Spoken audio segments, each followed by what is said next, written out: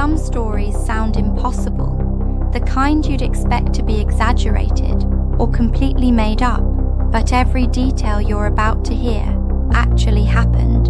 No embellishment, no dramatization, just events that unfolded exactly as they did, even when they stopped making sense. This is unhinged, but true. It was February of 1855, and England was buried under snow.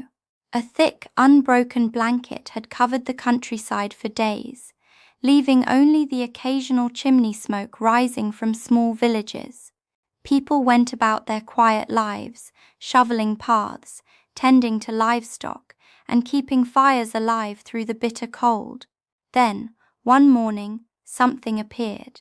At first it seemed innocent, just a strange line of marks in the fresh snow outside Tavistock, Devon. But as locals stepped outside to inspect them, their casual curiosity turned to horror. The footprints were not human. They were hoof-like, like some enormous animal had walked across the rooftops, the hills, the frozen fields. They stretched across miles of snow. And here's the first thing that made everyone stop and stare.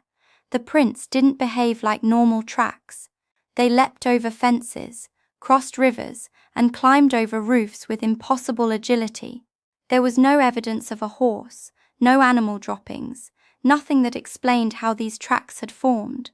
Soon, reports flooded in. Villagers woke to find the same hoofed trail outside their homes. In some towns, entire neighborhoods claimed their roofs had been trampled in the night. Chickens and cattle were found terrified, pecking and stamping in confusion. No one saw the animal, no one saw the source, and yet the footprints stretched over 40 miles, as if something had traveled endlessly through the snow, leaving a single chilling mark behind. Panic began to spread. Rumors ran wild. Some whispered that it was the devil himself, wandering through the countryside, testing the faith of the villagers. Priests walked the streets, blessing homes. People barred their doors and prayed through the nights. Yet the prints continued to appear. The local newspapers of the time reported dozens of sightings, describing the marks as perfectly symmetrical and evenly spaced, impossible for any known animal to leave. Some accounts said the prints were split-hoofed, while others claimed they had cloven shapes resembling a goat, the devil's traditional footprint. Children were terrified. Farmers refused to leave their cottages after dark. But here's where the story takes a turn that no one could explain. The tracks weren't confined to flat land. Witnesses swore they saw them crossing rooftops, snow-laden fences, and even narrow streams without breaking the surface. They seemed to defy the laws of gravity and logic. Nothing alive could leave prints like that. By the end of February, the prints had appeared in towns as far as Exmouth, Plymouth, and Bodmin. Maps were drawn, letters were sent to nearby counties, and the phenomenon became a national sensation.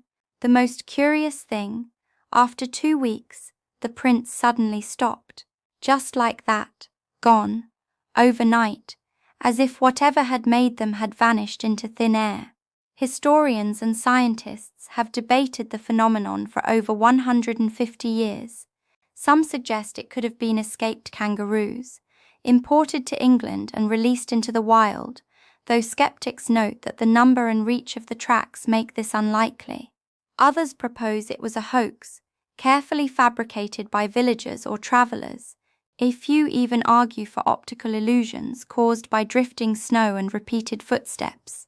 Yet none of these explanations fully match the scale, distance, and odd behaviour of the prints. No animal, human, or mechanical explanation fits.